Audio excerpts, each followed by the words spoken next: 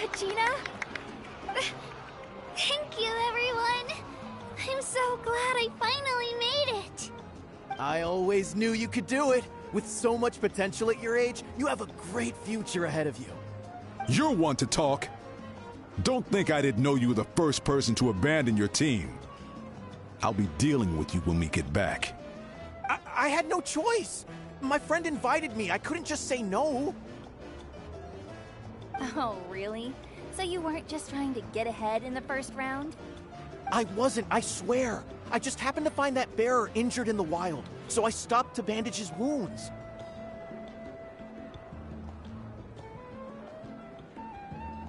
When he insisted on repaying the favor, what was I supposed to do? I'm just one person. I figured Kachina would have no trouble replacing me. But the fact of the matter is that after your departure, everyone else started thinking about swapping teams too. I'm really sorry, Kachina. It was wrong of us to abandon you like that. It's amazing that you still made it all the way through to the Night Warden Wars. That's the highest honor. So, what about you guys? Did you make it far? Our team captain drank too much the night before the competition and turned up late to the stadium on the day. We got disqualified.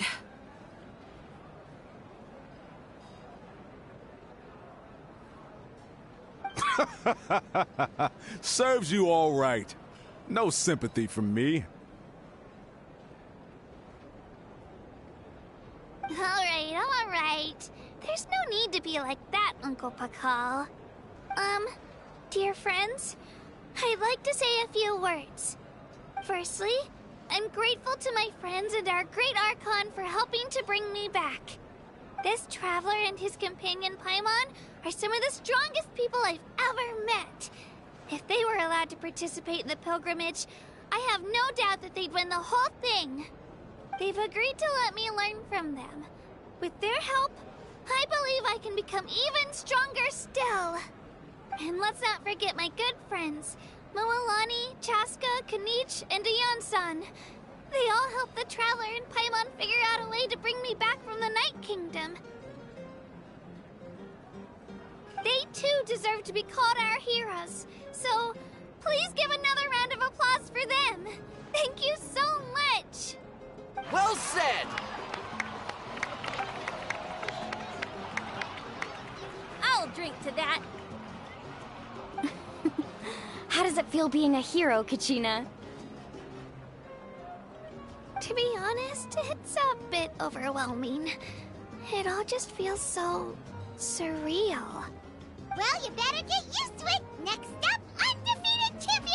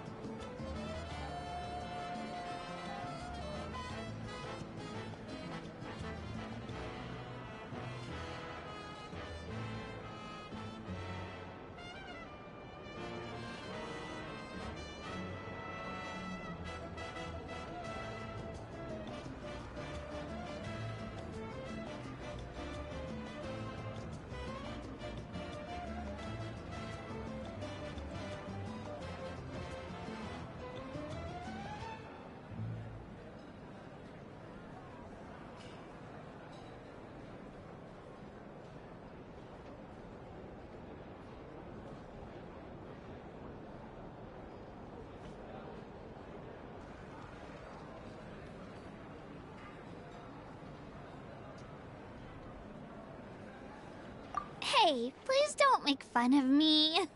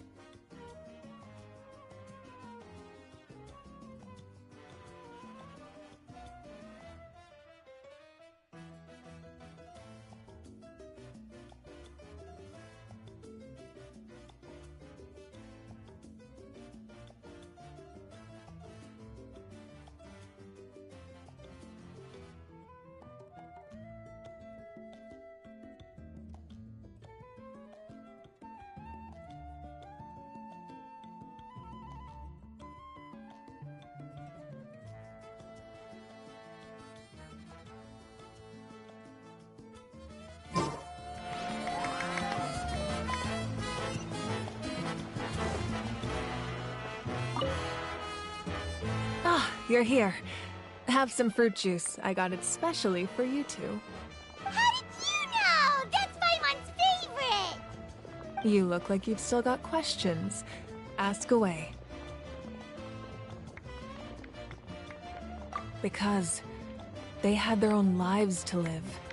The thought of telling them, abandon your families and everyone you love, and come with me to the end of time, for in 500 years Natlan will be destroyed, it seemed too cruel. You could just as easily point out that everything in this world would come to an end eventually. But life is short, and beyond a point, it just doesn't seem real. Imagine if I said, let's leave right now, and go save the sun because it'll flame out in a few million years. It would sound quite ridiculous. I couldn't make them shoulder that burden with me. Besides, every generation will have its heroes, this one included. The plan could still work without them. Or, of course, without me. But since I was the one who came up with the plan, I felt duty-bound to see it through to the end. Paimon's suddenly remembering that portrait in your room. Was that your family from back then? Yes, it was. So when you asked me who my sister grew up to be, the truth is that very little information survives. From what I've been able to piece together, I can conclude with a reasonable degree of confidence that she ended up as an architect and artist.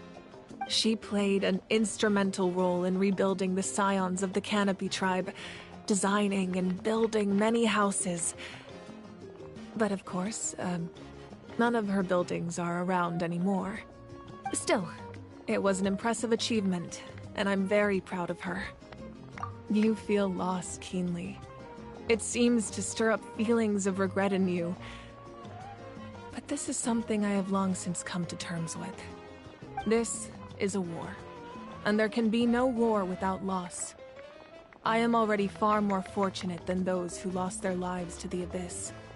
The people of Natlan look to me as their Archon, and the weight of their expectations is mine to bear. I must see our fate through to the very end, no matter what I may find there. Yeah, doesn't that mean the way everything ends has already been written, including your plan? I suppose, but so what? Don't forget, time takes many forms. The past, present, and future coexist, and all are equally important. Even if the future ends in destruction, there's still no reason to give up on the here and now. And it's precisely because we humans cannot know our fate that we will never give up on our struggle. This is a pivotal moment. We are still 2 heroes short. Well, 3 to be precise. There's one further hero who I'm hoping to get on my side, whatever it takes. Your resistance to the corrupting power of the Abyss is truly remarkable. It would easily make you an all-important figure in the upcoming battle. If you agree to join us, you will not only gain my full support in your journey, but I will also forge a brand new ancient name for you. Ancient names can be forged? They can. Several strict conditions must be met, but if they couldn't be forged at all, then the number of them in circulation would have long dwindled to 0. Possessing an ancient name would mean that your adventures in Natlan are recorded in full. Your stories would be remembered by our people for all the years to come. The Ode of Resurrection may have temporarily lost its power, but still, take this as my personal guarantee that I shall never let you fall. Just like in the Night Kingdom, I will be there for you. That is a promise I will fulfill at all costs. This nation always honors its heroes. Yeah, we can't just ignore the situation here. Wonderful. Then I'll reach out to Shilonen right away. She's the one who will forge the name. We've never forged an ancient name for an Outlander before, but I trust she'll find a way.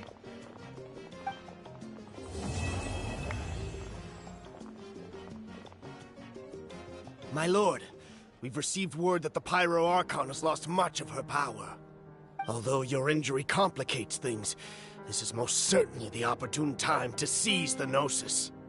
Victory and defeat are rules, not outcomes. I have never taken advantage of an opponent in a time of weakness, and I don't intend to start now. As for you, I must confess, I did not expect that little trick of yours to save the day. No matter how dense the fog, as long as the sun remains, we cannot turn day into night. She could have dispelled it. She simply chose not to. You don't have much time, and you're injured on top of that. What do you plan to do next? I'm beginning to see just how useful you may turn out to be. You heard something from here, didn't you?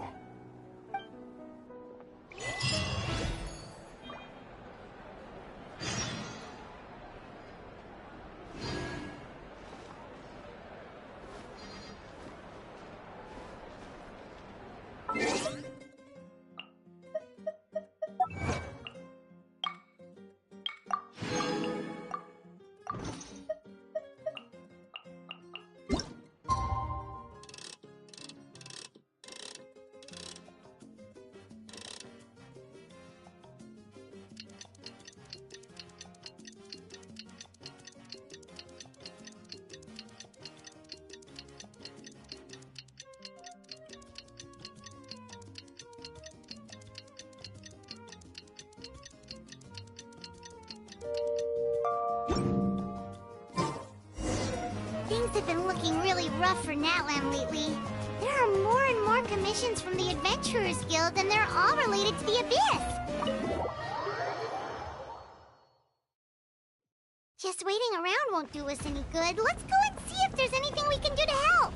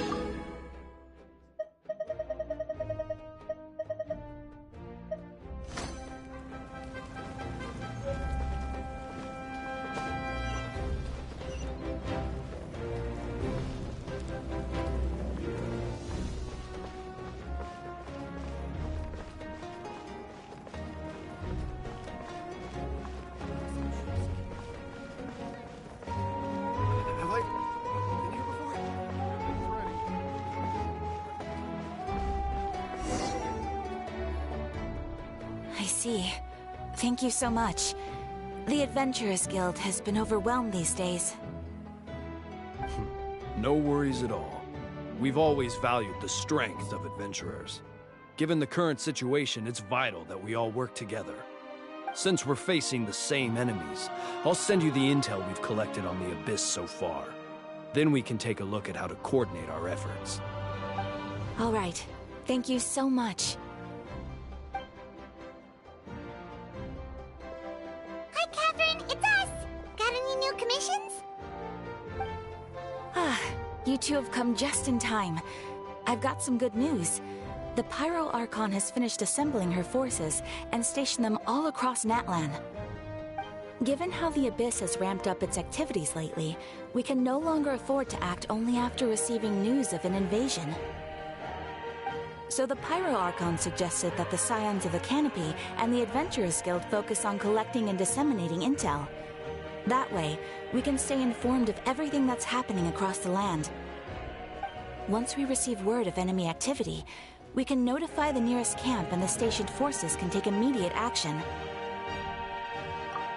Yes, precisely. This should also allow us to focus on gathering information, rather than running around and trying to tackle everything at once. So please also take a chance to relax, you two. You've been working hard these days, and this will be a good opportunity for some well-deserved rest. So that's the plan. Whew, we can finally stop and take a break. Keeping Natlan safe and sound is our priority now. The more can wait. The movements of the Abyss are always unpredictable. There have also been times when it suddenly became more active in the past. The people here generally see it as something like an acute natural disaster. Once the disaster is over, everyone will return to their normal lives. We just all hope that day will be sooner rather than later. Oh, right. Most people have no idea just how bad the situation has gotten in the Night Kingdom. Huh? Is that the Traveler and Paimon? Hello! Oh, hey, Kachina! Are you feeling better now? Yep. Now really isn't the time to stay home and recover anyway. I wanted to do something to help. I heard that the Pyro Archon is gathering warriors to be stationed in the more remote areas. So I came here to sign up. Don't think I haven't heard about all the things that you've been doing. With everyone working so hard, I've got to do my part too. Oh, by the way, Shilonen told me that she was ordered to forge you an ancient name. She said that she's all set, and we can head over whenever we're ready. Wow, so we'll finally get to meet Shilonen, the legendary forger of ancient names. Paimon still can't believe anyone could forge those things. Shilonen is a true master. Not only can she forge ancient names, but also all sorts of new and fun things. She's always got a pile of commissions on her plate, so you usually have to wait a while before she finishes something. In this case, though, she's completely cleared her schedule just to work with you. She wants to give your name her full attention. Well, I've already signed up as a warrior, so all I have to do for now is wait for my assignment. If it's okay, maybe we can go to see Shilonen together? She wouldn't turn me away, right? I mean, I hope she wouldn't. Hey, have some confidence in yourself, Kachina. After all, you're already a victor of the Night Warden Wars. On second thought, maybe I'll just find a hole in the ground to jump into and hide for a while.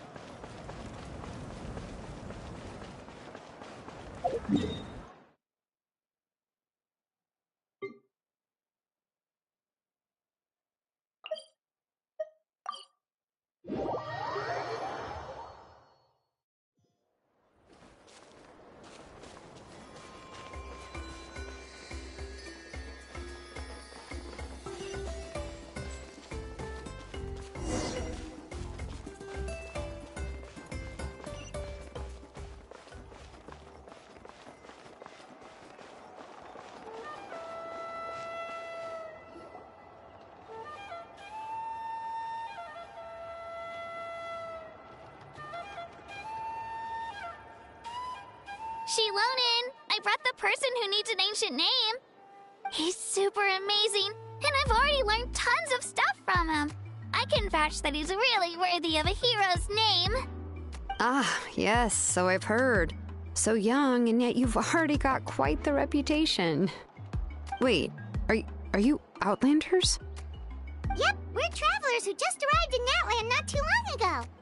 No, I mean, I was aware that you're travelers. It's just no one told me that you're Outlanders. Huh? You're saying the Pyro Archon didn't tell you? No. To the plan, but we need to forge an ancient name to ensure he'd be able to return safe and sound. And she did mention that it would be quite difficult to forge an ancient name for them, but at the time, I thought she was just commenting on my skills. But I seem to understand where the true difficulty lies now. Are you upset? No, I wouldn't go that far. I'm used to it, really. I just need a moment to process things. The Pyro Archon's requests are always difficult to fulfill, and we used to argue a lot. Honestly, it's probably for the better that she didn't bring this up at the time. Anyway, I can't argue with her if she isn't here, and it'd be pointless to take my anger out on someone else. But, just because I understand her rationale doesn't make me any less upset. After all, she must have known that forging an ancient name for an Outlander is an impossible task. It's impossible?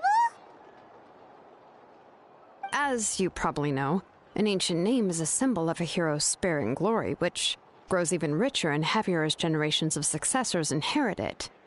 We forge ancient names by engraving the heroic deeds of an individual who will become the first hero of that particular name. Yeah! I saw countless feats recorded in their adventure handbook. It felt like they could do anything. But they were all performed outside of Natlan, correct? Yeah, that's right. Then those deeds haven't been recorded by the Night Kingdom. To take it one step further, even if you had performed heroic deeds in Natlan, as an Outlander, your actions still wouldn't have been recorded by our lands. Only memories and experiences that have been acknowledged by the Wyab can be used as a basis for an ancient name. Even the greatest of craftsmen cannot create something out of thin air, you know. That's just how it is. Seems the Wyab don't want just anyone to get a name, huh? Mawika, of all people, should know better than anyone, yet she's still entrusted the task of forging the ancient name to me. Oh, Paimon gets it. Nobody's happy being asked to do the impossible. Why do I feel like this has happened before? I think last time, Shilonen just ended up running dozens of laps around the hills nearby. Ugh, don't remind me. Let's just focus on how we can pull this off. How to achieve the impossible. You mean you're already willing to accept the task? Well, what else can I do? What's happened is already done, and it's not like I can outright defy the order of my Archon. If she gave me this order, then she believes the ancient name is an indispensable part of her plan, and that I'll be able to find a way to make it happen. In other words, the order is an affirmation of my abilities. Whoa, not only has she accepted the task, but now she's looking for silver linings?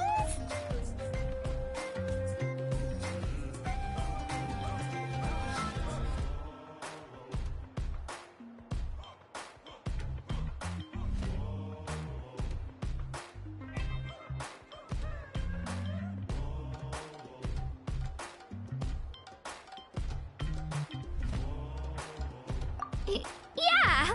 Let's see if we can find some special way to pull this off. If we really can't make it work, I'm sure we can still go back and talk to the Pyral Archon, right? The key is getting the Wyab to somehow acknowledge the Traveler's existence and record his heroic deeds. We heard the voice of a Wyab when we were in the Night Kingdom before. We even had a whole conversation with her. If we can talk to her again, maybe we can figure something out together. Well, every tribe has their own Wyab. How do we know if the one you met is indeed the best one for us to talk to? Plus, considering the unprecedented nature of this situation, I have a feeling that the acknowledgement of one Wyab alone would probably not be enough. I don't know. That requires a level of knowledge that I do not possess. We need to find a consultant who's an expert on all things Night Kingdom and Wyab. The first person who comes to mind is Seatlali at the Masters of the Nightwind, the one we call Granny Eatstali. Oh, we've heard that name before. We used her Spirit Speaker Stone to find Kachina's ancient name. A person who can make something like that must be pretty impressive. I'm unsure she'd be able to help. Still, she's older now and quite eccentric. It's hard to even book a meeting with her, given that she's constantly holed up in a room and doesn't like to be disturbed. I've heard that to get her help, you have to be extremely patient with her and know how to keep her spirit up. I hate to break it to you, but... Huh. Why is that? I mean, didn't she already help you before? And you even managed to save Kachina. Well, yeah. At the cost of her Spirit Speaker Stone being split into two. Huh? Great going, Mawika. We're already off to a rocky start here. In that case, I guess your only option is to try to emphasize that this is an important order from the Pyro Archon. Hopefully, Seat Lolly would still want to show respect to the Archon. I'll also write you a letter on your behalf. If you can find someone to deliver it and mention some good things about you, then that should help too. Oh! Let's ask Kanich to deliver the letter. He understands the whole situation, and is already a familiar face to her. Paimon sure hopes a Hal won't interrupt when he's talking, though. Alright, Kanich is a seasoned negotiator. I trust that he'll know the best things to say. Great! Then I'll go contact him right now. Please just give me a moment to write the letter, and we can meet up near the Statue of the Seven later. Sounds good! We'll take a stroll in the meantime.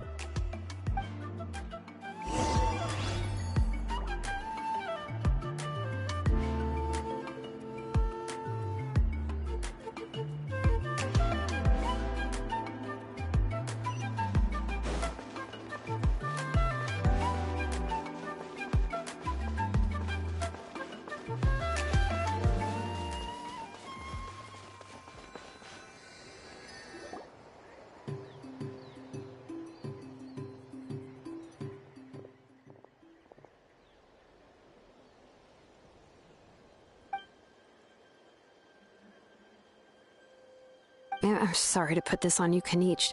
It's just that you're probably the only person who knows how to deal with her.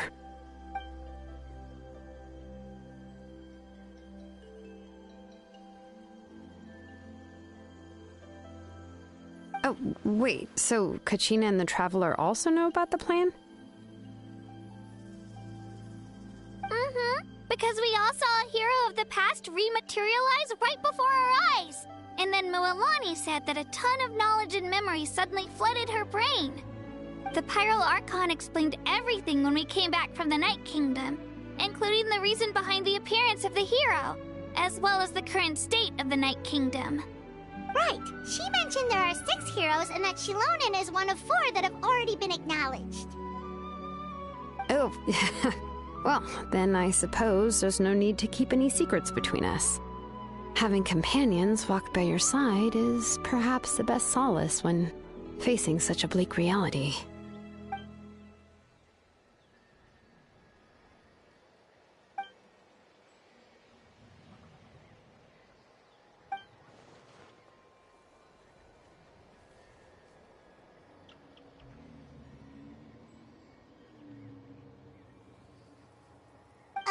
Seat Lolly knows him too?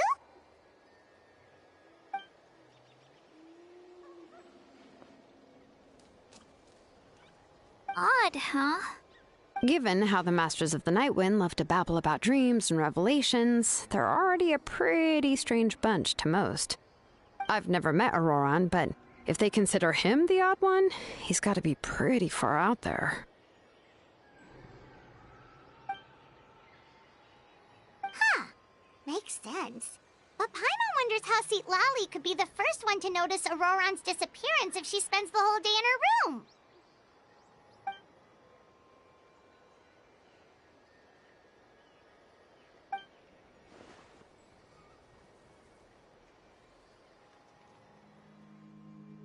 Huh, so if I'm following, you mean we'll help her investigate Auroran and the captain's whereabouts?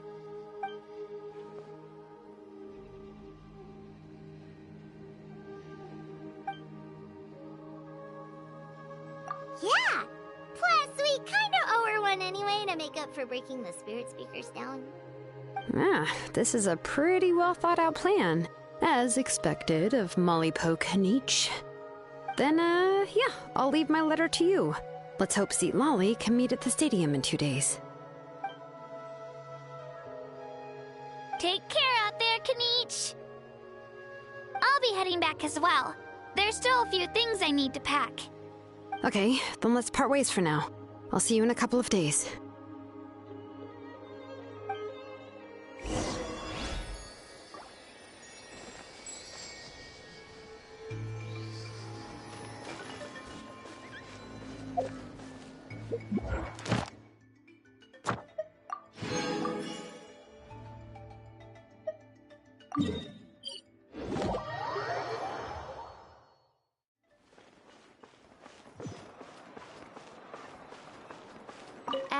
Astra Abyssosk.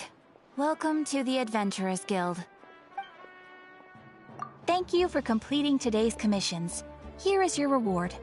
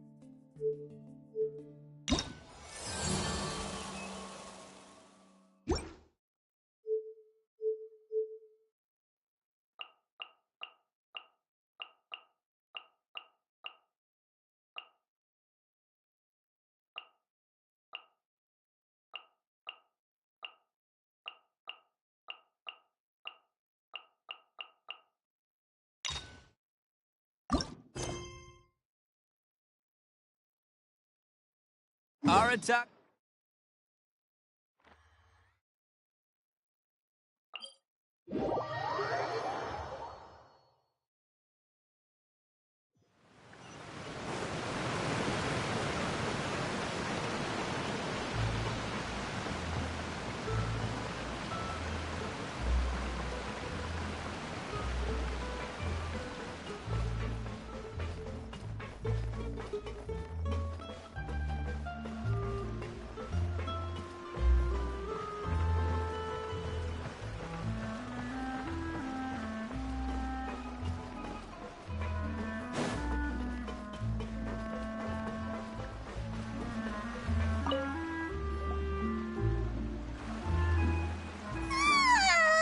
Oh, I'm always looking forward to an early night, but she can't sleep at all. Hey, you don't think the knave will be too angry with Linny and everyone if she finds out about all this, do you? She's even scary when she smiles. If she were to actually get angry... Ooh, you have to protect Paimon if that happens, okay, Traveler?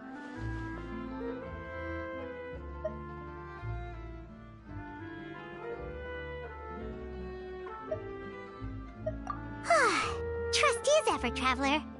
Look! Look over there! Quick! Let's catch up with her before anyone sees!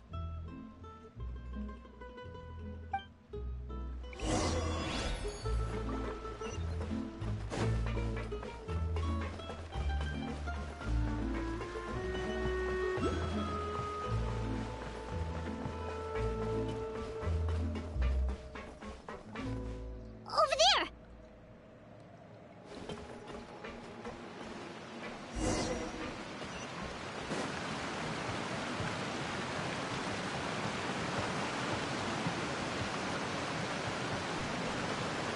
Where is she going? Or if someone sees her, we're toast!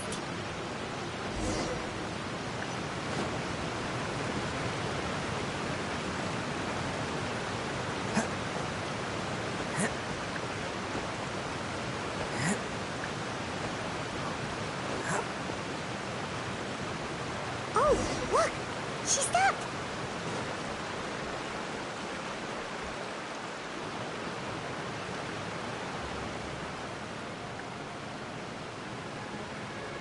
Clearvy!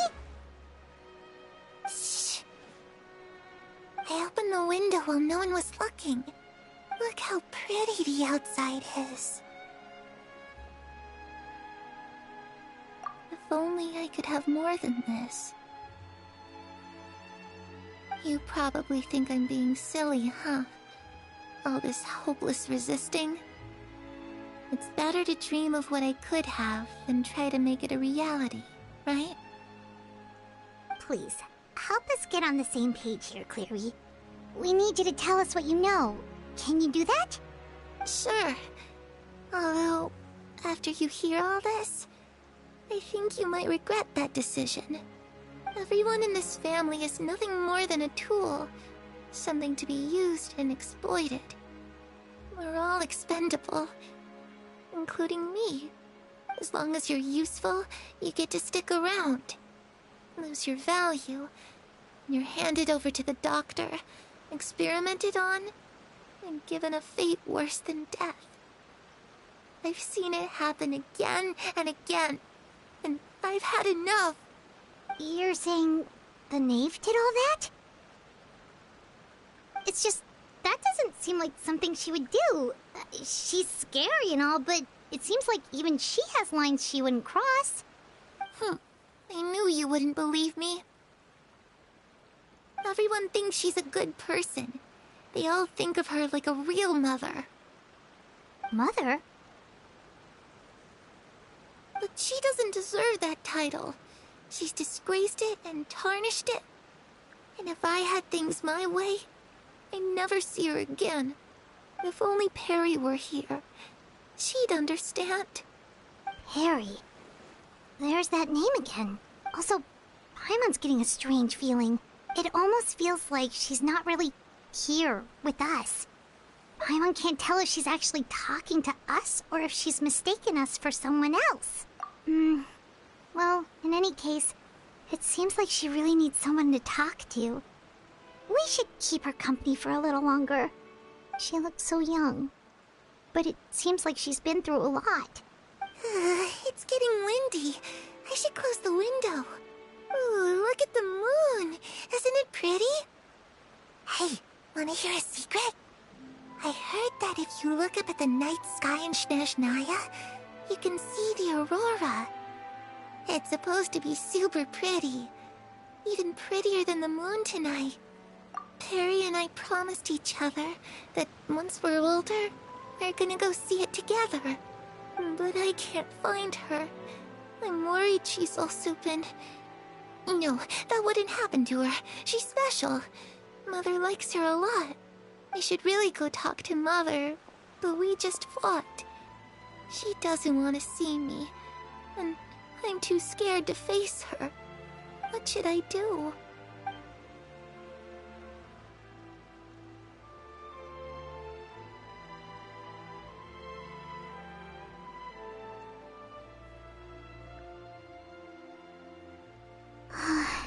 Paimon really doesn't understand what's going on with her. Well, let's head back. We've got an early morning tomorrow.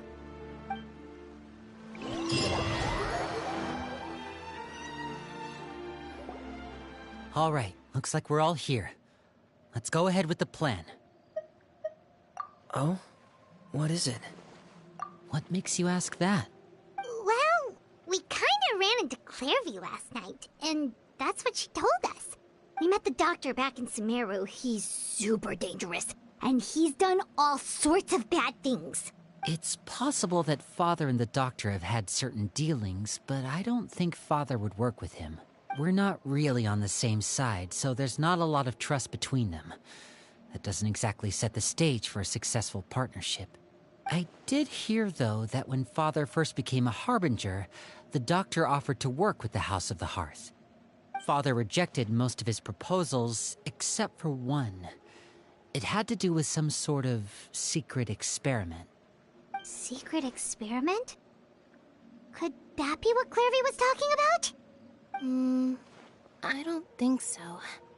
I don't know any details about the experiment itself, but I do know it's an entirely independent operation. The Doctor only proposed a direction for the research. That was the extent of his involvement. I still don't think that counts as working together. The details of the experiment are confidential, but complete records are kept on all participants.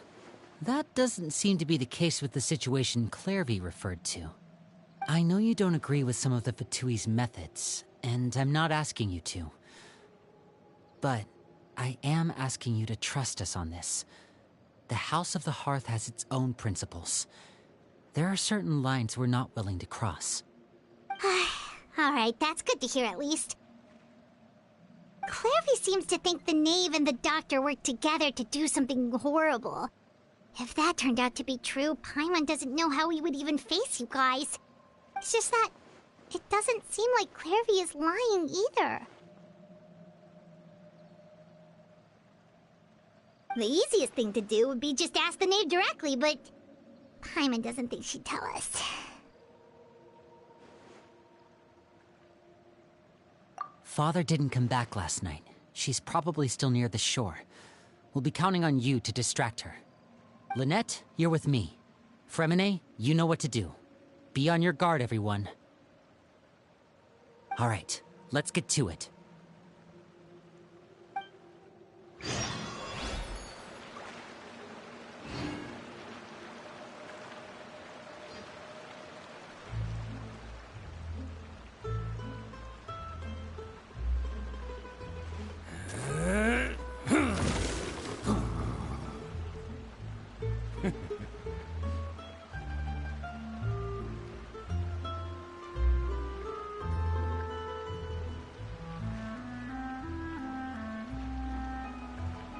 Don't underestimate the beetle. They can be some of the toughest little guys around. Yes, you can. Yes, you can. Want to know what's on this beetle's diet? Sweat and tears, that's what. That's how it gets stronger. I think we can all learn something from that.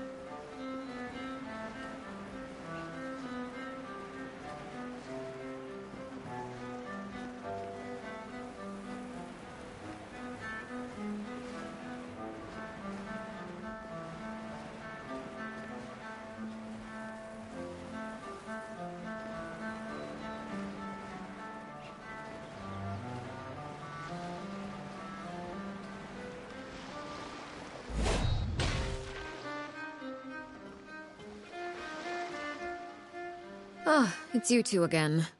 I must say, you look a bit pale. Did you have trouble sleeping last night? A little. Perhaps if you had less on your mind, you'd be able to absolve yourself of such troubles. So what are you planning to do now? Catch up on some sleep? Or should I give you some time to rack your brain for a topic to discuss before I ask any questions? Although I must profess to being curious. Without Child here, how do you plan on distracting me? Us? Distract you? Good one. But, no, we were just here for a chat.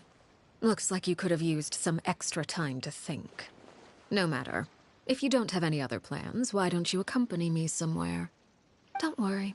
I'll be sure to steer clear of any scheming children. The ocean breeze is sure nice today. Children always think they can hide things from the grown-ups. But nothing gets past me. Least of all a little scheming. I think I'll let them have at it for a little longer. I can be very patient. Well, I'll leave you to think things over. If you're so inclined, meet me outside the Palais Mermonia. Good things come to children who do as they're told. So I do hope you decide to tag along. If only for your friends' sakes. What should we do? She clearly knows about everything we've been doing, and Paimon doesn't think it'd be a stretch to say she was threatening us just now.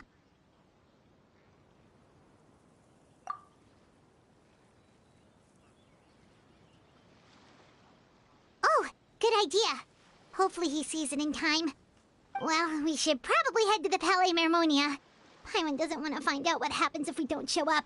Based on what the knave was saying just now, it sure didn't seem like it'd be anything good.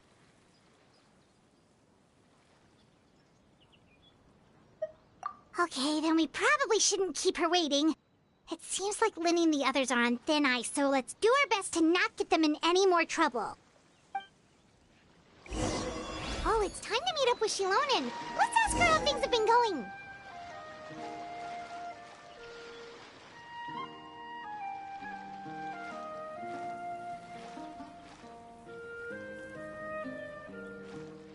Arataki numero uno ito, here in the flesh. Ha ha!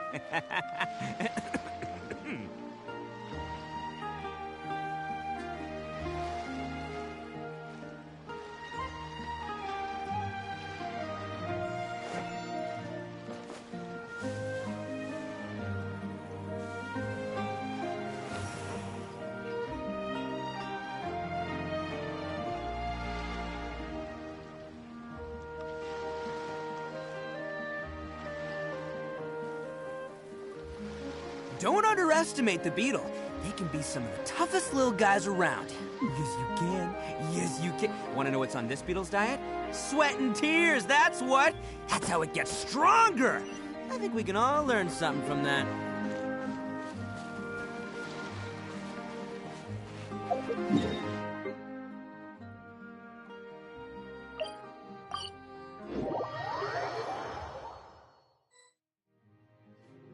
Seeing as we still have some time before my meeting, we might as well enjoy some pleasant conversation while we wait. I'm glad to see you get along with my children. Being surrounded by good companions is necessary for a child's development. You're not planning on doing anything to them, are you? I assume you're referring to Linny, Lynette, and Fremine. Although, there's that situation with Filial and Nentoy as well. It appears quite a few people have been acting out lately. No matter. I'm not one to discriminate. All those who betray the house meet the same fate. There are no exceptions. Does that mean you're going to kill them? Oh, are you here to beg for their lives? I'm sorry to disappoint, but the rules of the house change for no one. In my organization, everyone is responsible for their own actions. But don't you care about them at all? They really respect you. They even call you father. You must feel something for them. Any organization in which feelings come before principles is one destined for ruin. The House of the Hearth is hardly an exception. You could say our principles are more stringent than most. Perhaps I can offer you this consolation at least. As our guests, you two will not be held accountable along with them. I would imagine Linny, Lynette, and Fremine will be able to keep their lives. As for Filial, Nentoy, and the others, I'm afraid there's little I can do. They can try to escape, but once you know our secrets, There's no getting out alive.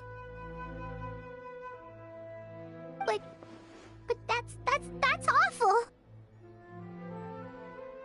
Ah, you seem concerned. Out of consideration for my guests, I suppose I could turn a blind eye for a little longer. If Linny and the others manage to dispose of Clairvy in the meantime, all evidence of their wrongdoing will be lost. In that case, I could hardly punish them for something I couldn't prove. If their efforts are unsuccessful, on the other hand, all will be held accountable. And the punishment will be severe.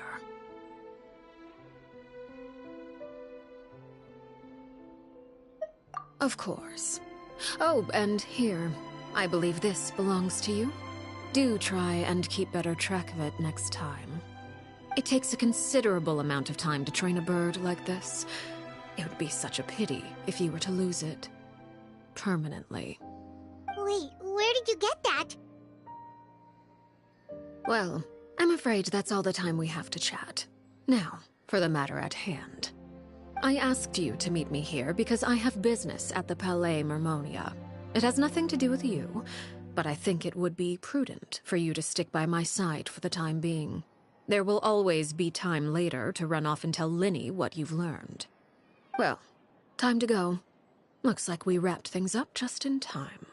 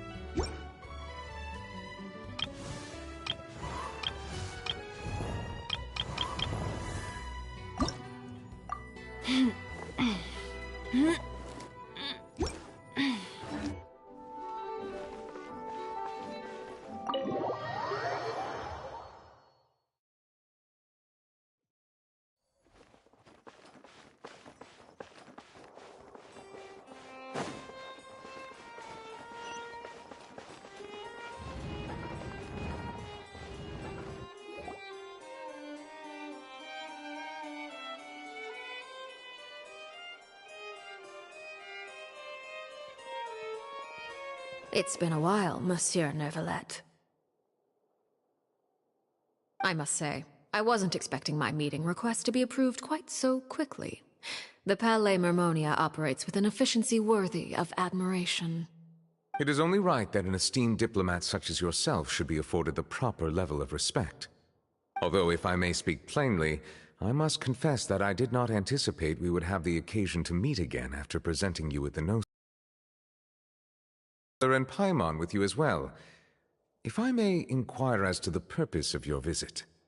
I'll be departing Fontaine shortly. There is, however, an outstanding matter that I would like to see resolved before I go. It requires a rather lengthy explanation, I'm afraid. So I took the liberty of explaining everything in this proposal. Please review it at your leisure, Monsieur Neuvillette.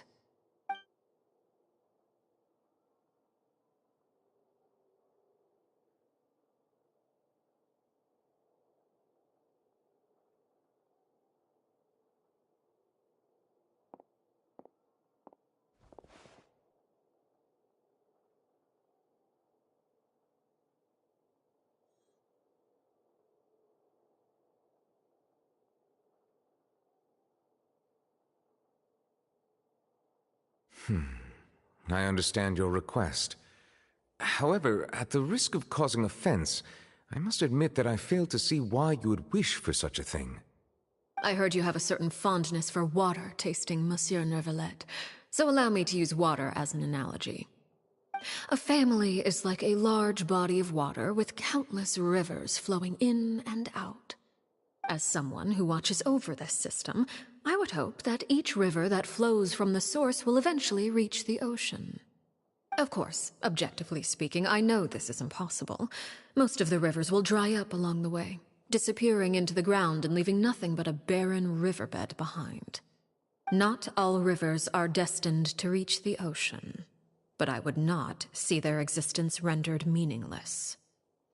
I believe the water that flows within them is simply meant for a different destination, like a field in need of irrigation. Or perhaps the glass of a certain water-tasting enthusiast. Did you get any of that, Traveler? Your words paint an optimistic picture indeed. Allow me to remind you, however, few among us are willing to sip from a glass filled with tainted water. It may have been tainted at one point in time, but not to worry. I'll make sure it's strained of all impurities and returned to its cleanest form.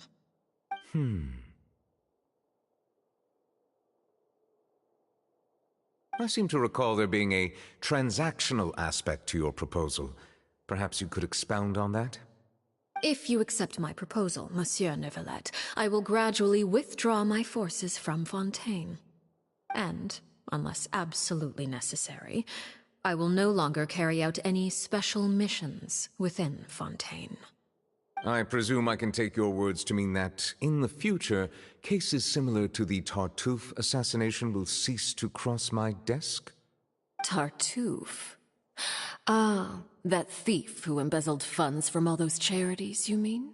My deepest condolences to his family, but without any evidence, I cannot imagine how the House of the Hearth might have been involved in his passing.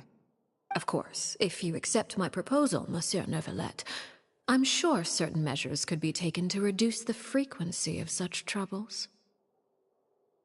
You choose your words carefully indeed. In that case, I am inclined to accept your proposal. My thanks for your generosity, Monsieur Neuvillette. Well, with that settled, we should be going now. I took the liberty of bringing along 2 bottles of spring water from Snezhnaya for you to enjoy. I do hope I get the chance to hear your impressions. Perhaps at our next meeting, yes? Indeed. I trust you would not overlook your commitment in the meantime. All right, Traveler Paimon. Time to go.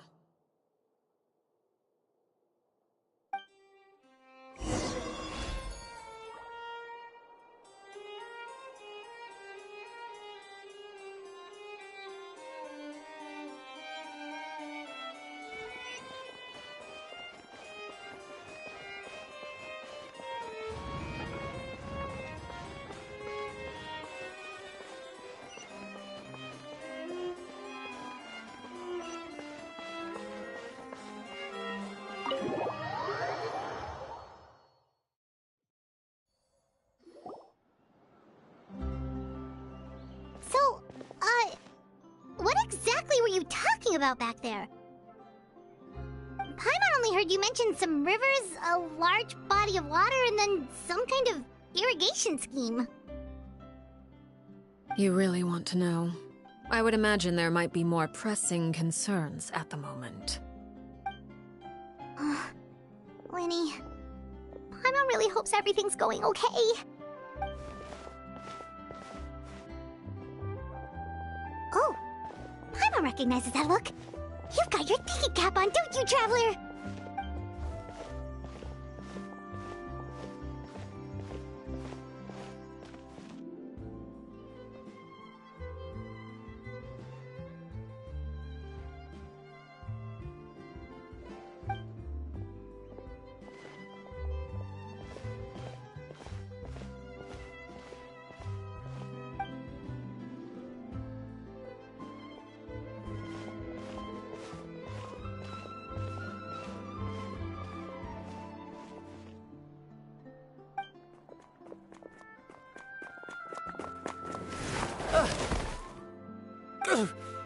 Oh, shoot. Are you alright? Oh, jeez. I'm so sorry. I was so focused on selling these papers, I wasn't looking where I was going. Well, let me make it up to you at least. Here, take this paper. On the house.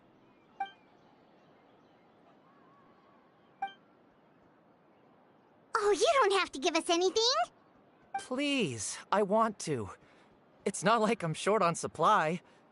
All the extras will be useless come tomorrow anyway. It's my fault, really. I was just trying to bring home some extra mora for the family, but I bit off more than I can chew. I haven't had many takers today, so I'm still swimming in papers. What's going on here? Nothing much. I just ran into your friend here on accident. I should probably get going, actually, so... Hold on. Of course, I'm happy to compensate you with mora, it's just... I don't have any on me at the moment. I'll take 3 papers. Here. Your payment. Oh! Thank you for your patronage. May the Archons bless you with good fortune. If only I had the chance to run into such generous customers every day. I should probably just take on a smaller inventory though, right? I'm getting married soon, so sometimes it's hard to not get ahead of myself. Anyway, I should head out. Goodbye! Well, now that my affairs are settled, we should take the boat back to Poisson. We've even acquired some light reading to enjoy along the way. Actually, why don't we stick around for a little longer? Paimon just realized how hungry she is. She can't head back to Poisson on an empty stomach.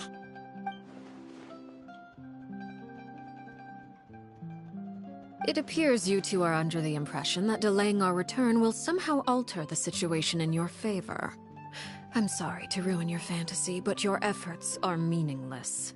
That being said, I could be persuaded to give Linny some extra time. I just have one condition. If you agree to my request, I'll even answer some of your questions. You're quite curious about Claire V, are you not? And my relationship to her. Wait, why are you being so generous all of a sudden? You're not gonna ask us to do something bad, are you? You overestimate yourself. You don't have the talent for bad things. Then what can you possibly... The most important consideration in a negotiation is that both sides receive something they want. Demands and threats only get you so far.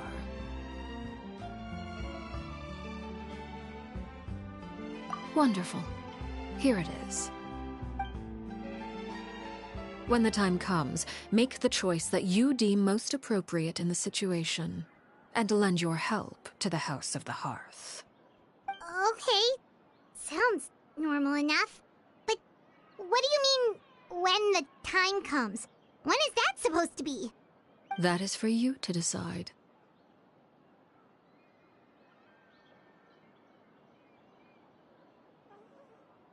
Then we have a deal. Follow me.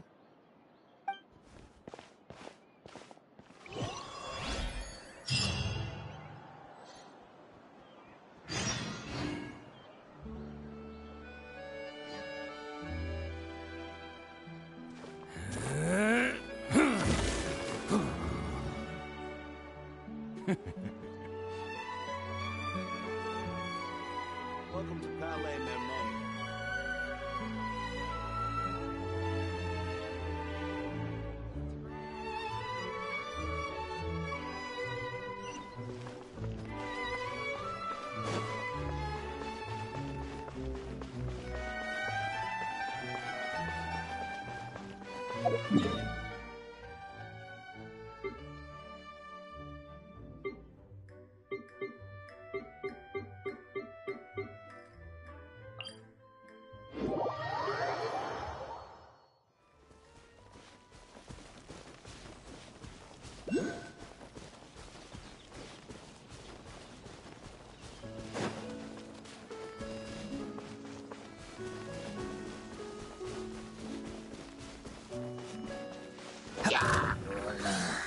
Yeah.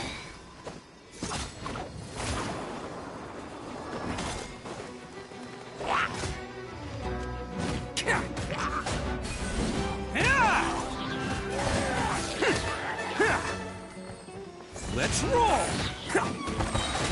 Illusion shattered!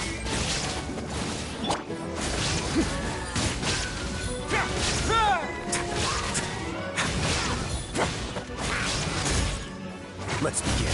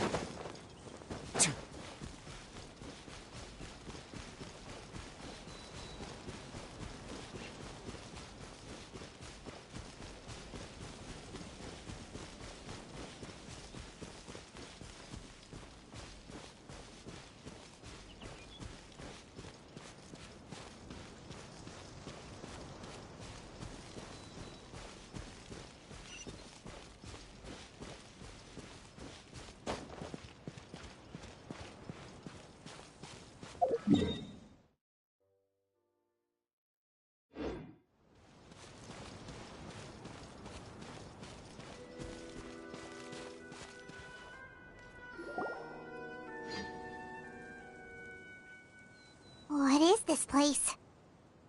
Somewhere long forgotten by everyone. It used to be a grand building. Now it's nothing more than a pile of rubble. No one comes here anymore, nor does anyone care about what once happened here. Although, this place does have something to do with the story I'm about to tell you. It was before I became a Harbinger, and before Linny and the others joined the House of the Hearth. Due to certain events, I first killed Clairvy and then her mother. And this is where it all happened.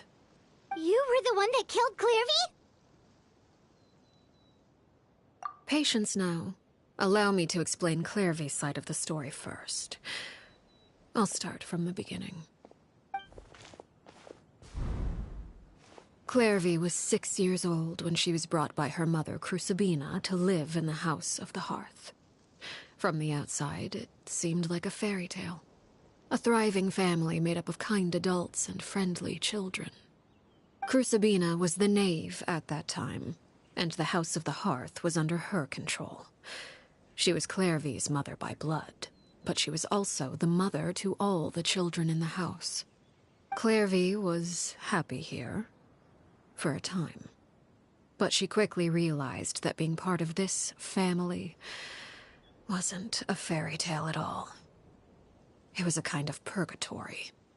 Purgatory? Exactly.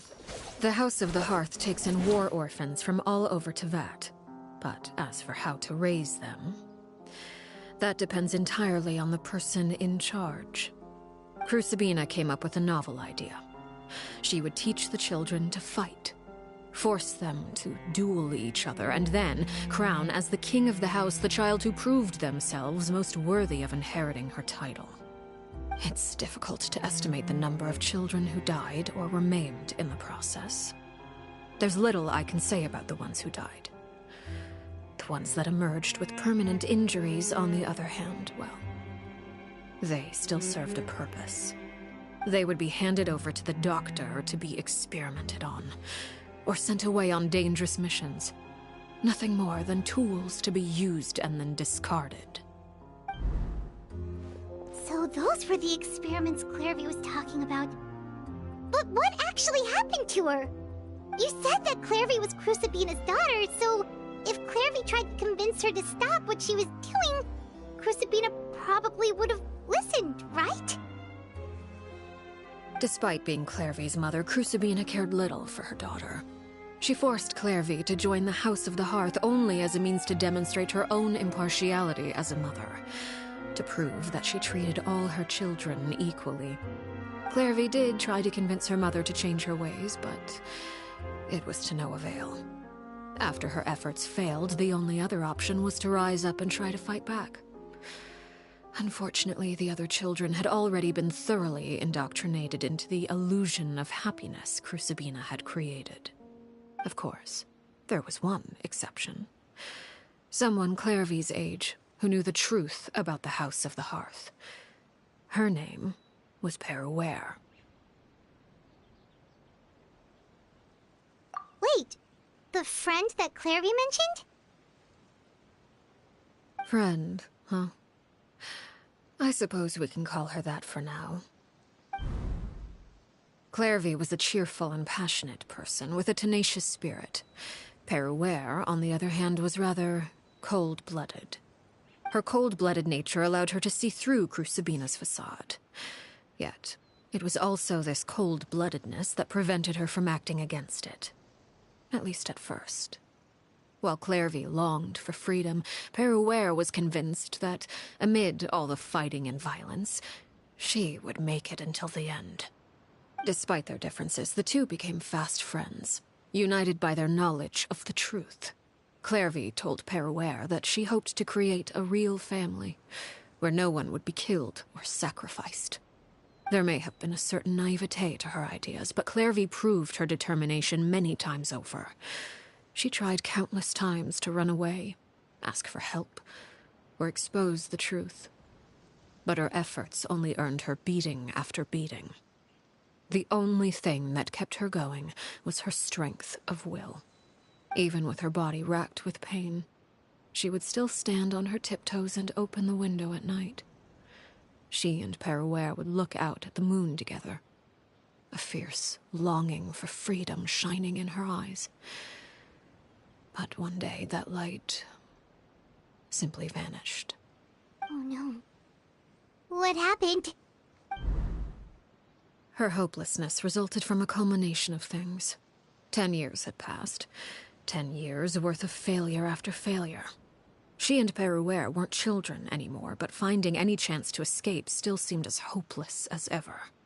It was during this time that Peruware suggested a new plan. If escaping was out of the question, why not take down the very person sitting on top of this throne of lies? Mother herself. Clarvy rejected that proposal. She claimed that, as a famous harbinger, Crucibina possessed an unimaginable amount of power. Trying to kill her would have an incredibly low chance of success. Clarvy never gave another reason, but Peruware could see it written all over her face. Clarvy still thought of Crucibina as her mother.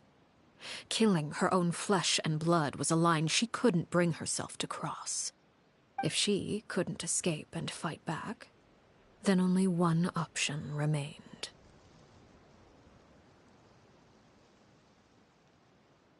Precisely. Death was the only way that she felt she could be free.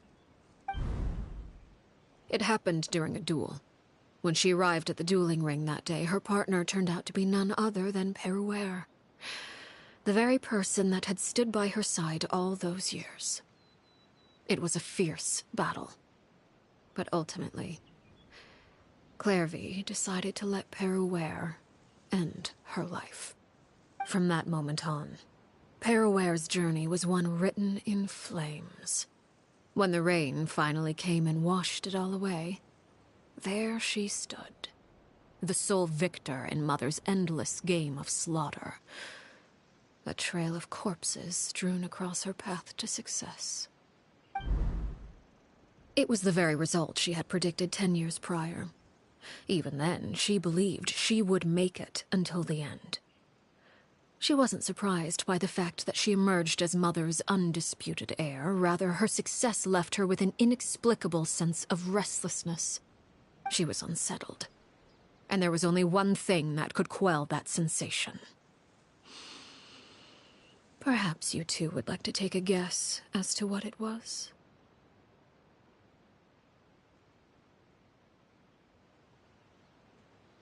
Crucibina, you mean? But... Correct. This is the place where Peruware killed her best friend. A mere year later, this is also the place where she fought tooth and nail to kill the mother they shared. The moment she acted, any conception of what was right or wrong ceased to matter. It's one of the principles of the house. Only those who survive get to write the rules. Peruer won the battle, and became a harbinger herself. After which Her Majesty, the Tsaritsa, bestowed upon her a new name. Arlecchino. So the Perry Clairvy was talking about... It was you all along. You're Peruer. Arlecchino is just a name you got later. I left that name behind long ago. I must say, hearing it now does bring back memories. After I defeated Crucibina, the moniker of Mother died with her. I chose to forego the title she called herself, and even chose to give up my own name. I rebuilt the House of the Hearth under a new identity.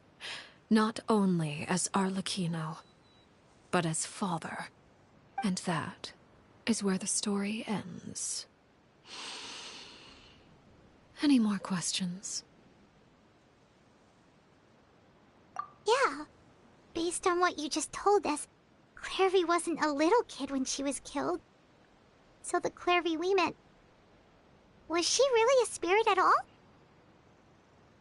I suppose you could call her an illusion born of flame. Her existence is like ashes to a fire. Something left over in the wake of blaze and ruin. You see, a certain power runs through my veins. It's not unlike a curse. My flames leave behind shadows of anything they consume. Of course, the chances of those shadows morphing into a sentient entity are exceedingly slim. Clairvy is a very special case. Clairvy died when she was 16 years old, but what emerged from the flames was her 6-year-old self. Her appearance wasn't the only thing affected. Most of her memories were lost to the blaze as well. Memory is a mysterious thing indeed. Losing a portion of your memories will alter your sense of self. Lose 10 years' worth, however, and it would be like living in the past. Like returning to a version of yourself that never grew up. No wonder Paimon got such a weird feeling when we were talking to her. Perhaps I should put it this way. Clairvy is someone trapped in time. It may seem like she exists with us in the present, but she truly lives in the confines of her own past. So if all of that is true, then you must have known about Clairvy for a long time. Indeed. She's a rather volatile and unstable entity. Sometimes she would look after the children. She's even saved some of their lives. But other times, she would hide from me and become obsessed with revealing the truth about the house to anyone who will listen. Shadows don't have the capacity to learn or grow. Any new information they encounter is quickly forgotten over time. Your attempts to expose Clairvy to sunlight. They failed, yes? The reason is actually quite simple. In Clairvy's mind, the house is impossible to escape, and it is this very perception that traps her there. But no matter. All I have to do is kill her again, and all will be resolved. I don't anticipate so much as a single speck of ash will be left behind this time. Wait! Paimon can understand why you might want her gone, but isn't there another way? So what if she's trapped in her 6-year-old self? She's still your friend! At least talk to her first! It's too late for that.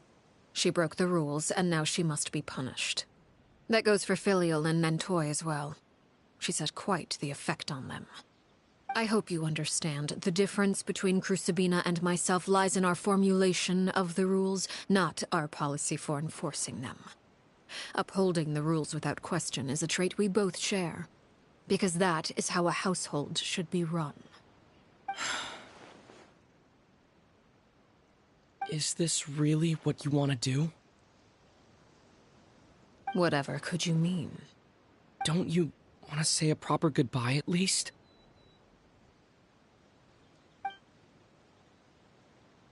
Whether as a killer or as a father, there are two things that must be avoided at all costs: anger and sorrow. Anger makes you impulsive. Sorrow causes you to waver. Well, it appears it's about time to proceed. Before we arrived, I told some of my well-behaved children to bring our troublemakers here by nightfall. I do believe I've kept my end of the deal.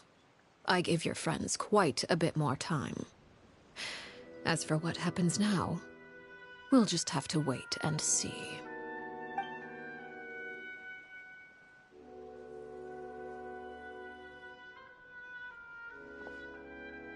Here they are, Father. You gonna execute him? Seeing something like that would actually be a first for me. Lenny!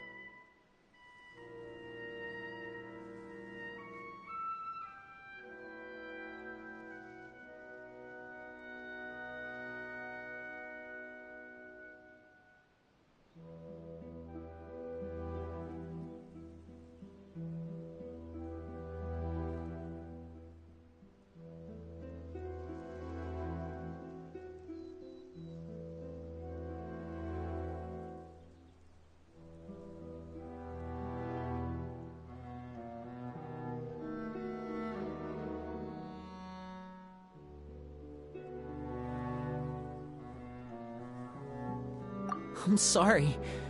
I heard about how you helped buy us more time. But I still failed.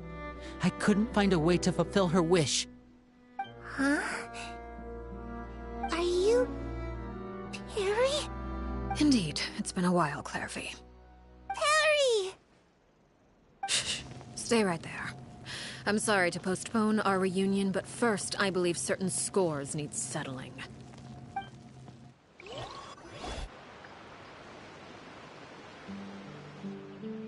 Father, let me explain. Out of my way. Father! You chose to conceal a threat to the house. And for that, you must be punished. Overall, however, I suppose your wrongdoing is hardly the most egregious of the bunch, so I'll deal with your punishments later. As for right now, the more pressing concerns are the traitors among us. By traitors? Do you mean us? Father, let me explain. We didn't mean to... Fultz, why don't you share what you heard? Yes, Father. Secret Midnight Meeting number 3. Participants, Filial, Nantoy, Sato, Toddy. Nantoy clearly said, if only Father wasn't the one who took us in. Sato added, I'm sick of this life. I just want to live as a normal person. Filial was the worst of them all. She called us crazies and said a bunch of mean things about Father. I did not! You're lying! Fultz is trying to frame us. It's not like I'm the only one who heard those things. After that, you and Toddy and a bunch of other people started talking about Clairvy. You were using all those things Clairvy brought up as an excuse to question Father. We're birds locked in a cage. The only way out is to destroy it. That's what you said, wasn't it? You little... You just want me gone, don't you? What did I ever do to you, huh? And you, Sheplo, have you forgotten who stood by your sickbed, watched over you, and changed your dressings? Come on, let's hear it then. What's your reason for all this?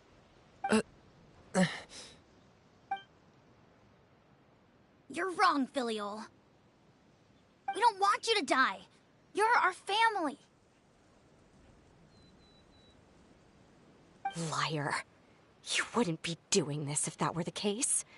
So why? Why have you backed us into a corner? We all live in the House of the Hearth. You know the type of work we do, Filial. A single betrayal can cost dozens of us our lives. It's not like it's never happened before. That kind of thing is hard to forget. That's why the House of the Hearth cannot tolerate any form of betrayal. Ever since we came to Poisson, you've had 7 secret meetings, A lot of the things you talked about really crossed the line. You've been spying on us for half a month? Wait a second. Now that I think about it, the move to Poisson was just a way to make it easier to spy on us, wasn't it? Because we were all in one place. You've had this planned all along. Filial, Nantoy, I'm sorry. I owe you both my life. I owe Clairvy too. If it weren't for all your help after I got poisoned, I wouldn't be standing here today. If this were any other situation, I would do anything to repay that kindness, even if it cost me my life. But rules are rules. I'm sorry. My hands are tied. Why? Why? That's enough, Filial. We made a mistake, and we should own up to it. We broke the rules, plain and simple. And now we have to face the consequences. I'm sorry, Chaplot. Foltz. I'm sorry, Father. We accept our punishment. Chaplot, according to the rules of the House of the Hearth, how should these traitors be punished? All those who betray the house pay with their lives.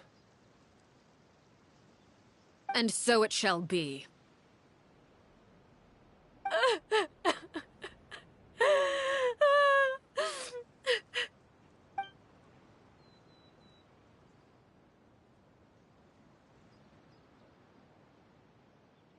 Father, please wait! Something you want to say, Linny? Please reconsider, Father. What Filial and the others did, does it really count as betrayal? We all come from broken families. From the very first day we joined the House of the Hearth, we wanted nothing more than to make it a real home. But the truth is, none of us know what a real home should look like. I'm not saying I have all the answers. All I know is this. Killing Filial and the others may uphold the rules, but doing so will only bring us further away from being a real family than we've ever been. So please, Father, please reconsider. I agree with Linny. Father, please. Linny, you...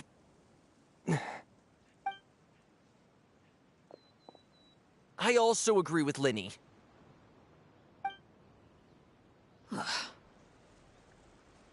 An order once given cannot be rescinded. However, given the extent of your determination, I suppose we shall have to go about this a different way. Draw your weapons and face me. Our weapons? Father, are you referring to a duel? Precisely. The rules of the House will not be altered. Traitors must be punished. However, resolving disputes with a duel is also one of our rules, one that also applies to me. Demonstrate a sufficient showing of strength, and I shall offer a concession. Wait. Beat Father in a duel? Impossible. Father is way too strong, even for Linny.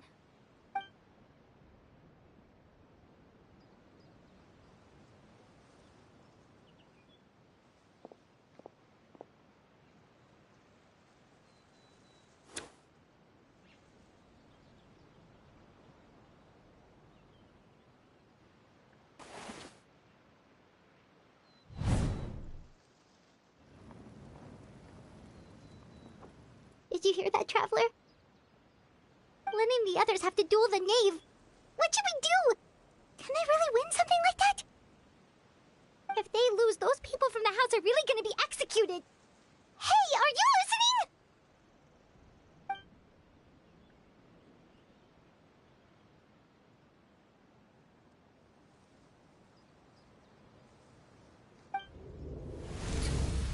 Don't you want to say a proper goodbye at least? Anger makes you impulsive.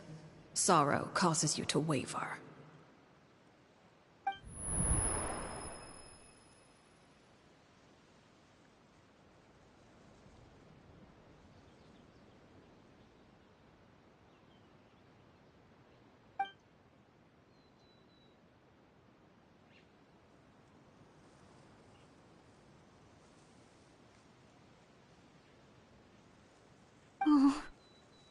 Looking at that expression on her face, she seems really serious about this.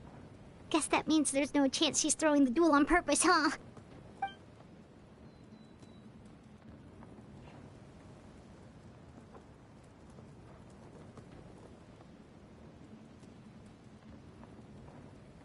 When guests are around, families are often on their best behavior. And any disputes are less likely to escalate. When the time comes, make the choice that you deem most appropriate in the situation, and lend your help to the House of the Hearth. What's wrong, Traveler? Hey, where are you going? Traveler?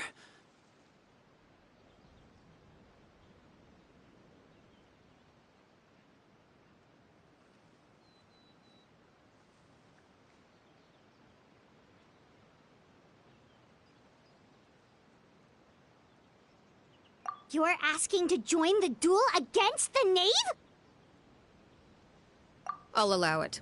We do have a ready-made dueling ring at our disposal, after all. All I would advise is this. Keep a firm grasp on your weapon, and give it your all. Any less, and you may just lose your life.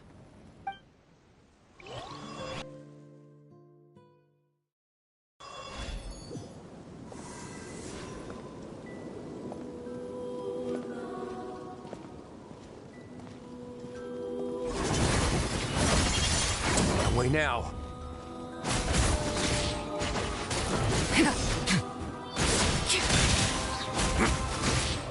And voila! With these rising flames! Stay cool and face your guilt. Is it my turn now? Shine down!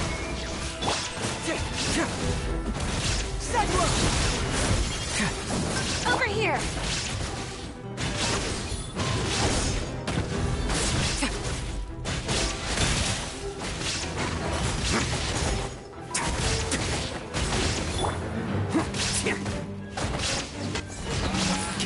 Who wants some of this? With these rising flames! Pace yourself! Is it my turn now?